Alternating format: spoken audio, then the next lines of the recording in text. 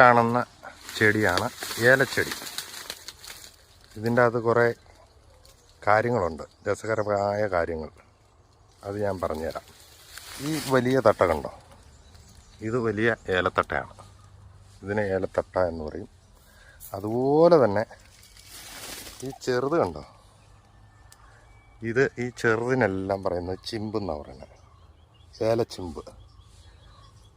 അതേപോലെ ഈ കായ്ച്ചു നിൽക്കുന്ന ഈ വള്ളിക്ക് ചരം എന്ന് പറയും. ഇതൊക്കെ പുതിയതായിട്ട് കായ്ച്ചു വരുന്നതാണ്. ഇത് ചരമാണ്, ചരം. ഇതിൻ്റെ ഇത് കണ്ടോ, ഈ ഏലത്തിൻ്റെ ചരത്തേന്ന് ഇങ്ങോട്ട് നീണ്ട് കിടക്കുന്നുണ്ടോ, ഇതിന് കൊത്തെന്ന് പറയും, ഈ നീണ്ട് കിടക്കുന്നതിന്. അതുപോലെ കായലും ഉണ്ട് ഒരുപാട് കാര്യങ്ങൾ. നമ്മളിങ്ങനെ തൊടുന്നത് ഇങ്ങനെ പറഞ്ഞു പോരുന്ന കാര്യമുണ്ട്, ഇങ്ങനെ തൊട്ടാ പറഞ്ഞു പോരുന്നത്, അത് തൊടുക എന്ന് പറയും. രണ്ടാമത് നിൽക്കുന്നത് വരക എന്ന് പറയും. മൂന്നാമത് നിൽക്കുന്നത് കരിങ്ക എന്ന് പറയും. ഈ 3 കായാണ് നമ്മൾ ഏലക്കായായിട്ട് എടുക്കുന്നത്. അത് കഴിഞ്ഞ് നിൽക്കും ഇതുപോലെ നിൽക്കുന്നത്, അത് പിഞ്ച്.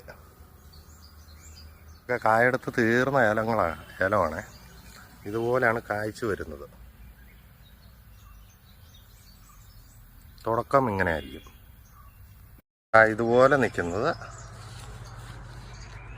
ചിമ്പ്, ചരം കുത്തി വരുന്നതാണ് ഈ മുള കാണുന്നത്. ഇത് ചരം. ഇതുപോലെ വരുന്നത് ചിമ്പെന്ന് പറയും, തൈയായിട്ട് വരുന്നത്. ഇത് ചിമ്പ്. അതുപോലെ തന്നെ ഇതുപോലെ ഒരു സെക്ഷൻ പറിച്ചെടുത്തു കഴിഞ്ഞാൽ അത് ഏലത്തട്ടയായി. അത് കുഴിച്ചു വെച്ച് കഴിഞ്ഞാൽ ഏലച്ചെടിയായി.